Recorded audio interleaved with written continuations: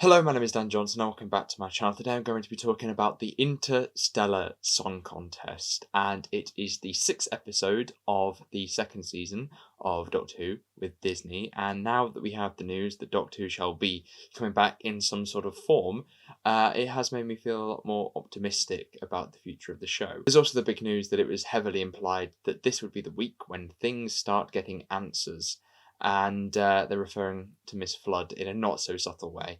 And I shall be talking about that later. I've got quite a lot of opinions on this episode, and I should be getting to some of the bigger ones later. But first thing that I'd like to say is I think they used the Eurovision aspect quite well.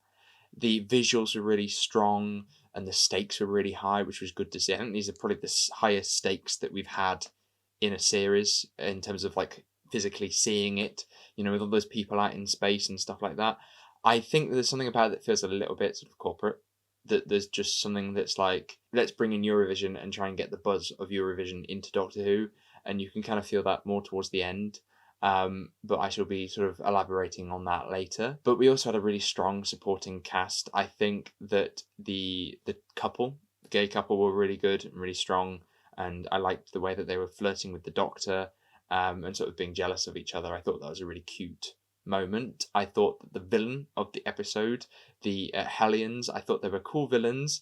I think that they were very camp, which is sometimes a good thing, but the way that they were able to handle the tone of this sort of campness of the episode, it's Eurovision, it's going to be camp anyway, but I think that Doctor Who was able to handle that right so that they could still have those serious moments. When all those people are thrown into space, it still feels like a serious thing is happening, but they're also able to kind of have a pantomime villain. But if you put that down to a personal level, trying to understand their motivations is quite difficult. You don't get a scene when he talks about, how his family or how he was personally affected by everything that happened on that planet. You could argue that the villains of the episode were a little bit weak. I think the idea of like a corporation, like a blanket term, and that's what they're fighting was not the best idea, but I don't suppose that really matters. I mean, loads of shows have the idea of a vague sort of entity out there, that like Prison Break had the company, for example, which is not necessarily a bad thing, but I would like to have seen how that personally affected them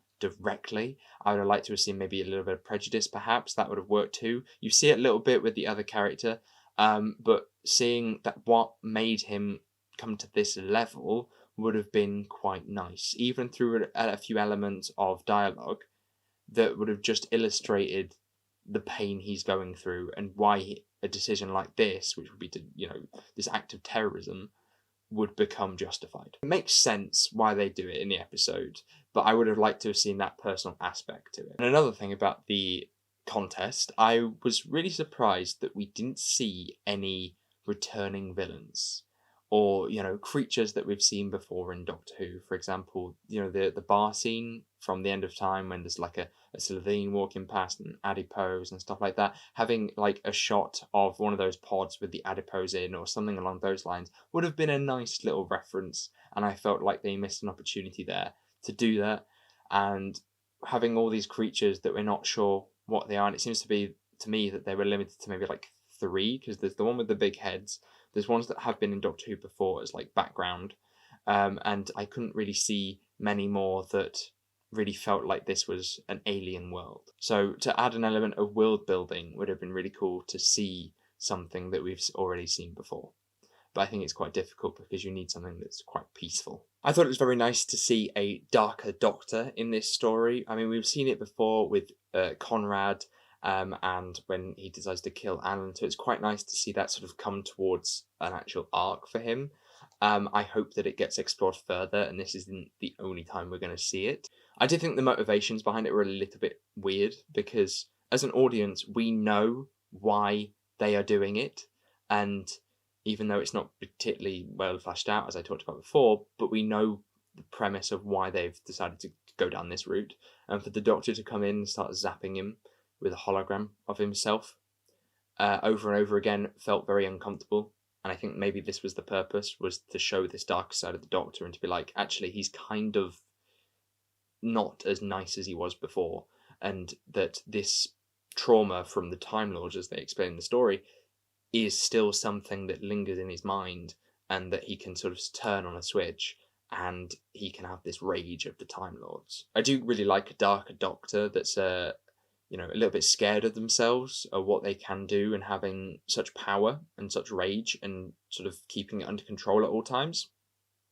Although Belinda's scene, when it starts off with, "Oh, you're wonderful," I felt like Belinda would be more challenging to that behaviour. She's actually quite soft on him, and I thought she'd be a lot more spiky. And I felt like this is going to become something later. I think the Rani's going to end up challenging him in some form and breaking him down that way. So it's probably one of those things that we might need to wait and see. There's a few things in this that we might need to wait and see, but I felt like for an episode as it contained as it is, I felt like that should have been a little bit more of a spiky conversation than something that was actually quite a sweet scene. I mean, I'm pretty much 100% sure this is going to get picked up on, because the Doctor is talking in that scene about how he's lost his entire race and he lost them in a second. And when Graham Norton, the hologram, is talking, he says that, the world was gone, or everyone was dead in a second. So it's definitely going to come into play later. I jumped twice during this story. Well, I say jumped, it was more like screamed. I jumped first at the Susan cameo, which I'm sure is going to come into play later. And I jumped the second time at the Rani reveal, as I'm sure many people did. I think that the idea of this reveal being to two characters that don't know the Rani and are just kind of like, what's going on, felt like this was done for us, and it's kind of catch that Eurovision buzz, because obviously they wanted this to be like this big night of Eurovision, so they met a few people that may not watch Doctor Who, would tune into Eurovision, see this cool reveal, and it goes into the finale, and they'll be like, oh yeah, that's exciting, I might tune in next week and watch it. Maybe they're trying to pick up a few people that way. But I can't see this being done as any other way of trying to catch a bit of Eurovision buzz, because this is a reveal we've waited for since Christmas 2023, when we had that "never seen the TARDIS before" line, and for it to be done with two characters that don't know the Rani, don't know the Doctor, don't know what's going on, felt a little bit weird to me, because I was hoping for this really satisfying reveal of the Rani revealing herself to the Doctor, and this being this massive shock, and I was sort of waiting for that moment, and it felt slightly lesser because of that. I think that it was something I was definitely not expecting. The bioregeneration was something that I felt like had already been done, and for it to come back, I'm hoping there's an explanation for what's gone on there, and I'm hoping that there will be an explanation for Mrs. Flood and her breaking the fourth wall all the time if she's just the Rani. I'm sure we will get the big reveal next week, and I'm sure they'll probably be in different costumes, and they'll have this evil plan and all this sort of stuff, and that's something to look forward to. But with this story, it was like, this is the Eurovision one. Let's get people excited for the finale by just kind of half-baking the reveal. Because it's not a moment of, I am the Rani, directly to the camera, like Derek Jacobi was with the Master. It is sort of said in dialogue that's not even showing the person that's saying it's face. She's walking behind Mrs. Flood at the time. And I was like, oh, so what's she then? Is she the Rani? And then she says it, and it took me a second to kind of catch on that that's what's been said. And with those questions that I have about, how this happened, there is that element of skepticism that's coming in again. And it's the first time this season it's come in, because I had quite a lot of faith that this was going to be well done. This has been something that they've been thinking of for a long time. If it's kind of come out like this, I'm a bit like, oh, I'm happy to see it. I'm excited for it. But the more that I think about it, the more I think, actually, it would have been really cool to have this revealed in a much bigger way than what it was done in the story. At the minute, this story is the most fun I've had with an episode this season. Whether it's going to stay like that, I don't know, because we will just have to see where things go in 2 weeks' time. If we have more issues like this, where obviously this was like a 2-minute scene at the end of the episode, they're not going to explain anything, but it's made me excited for the finale, but it's also made me skeptical, which is a weird thing to say, really. But it has made me a little bit like, oh, here we go, this is the end game now. That sort of nerves of Empire of Death has kind of come back a little bit. And we shall just have to see how things go. And this was an episode that I think would go really high on a ranking. In fact, I've been thinking a lot about rankings so far, because we have, obviously, the end of the season approaching. And yesterday, you will see a podcast uploaded, which is the return of my podcast, which will be making a full return next month. And with that, we were doing a retrospective of season 2 of Doctor Who, talking about the episodes that we liked and sort of giving them a number.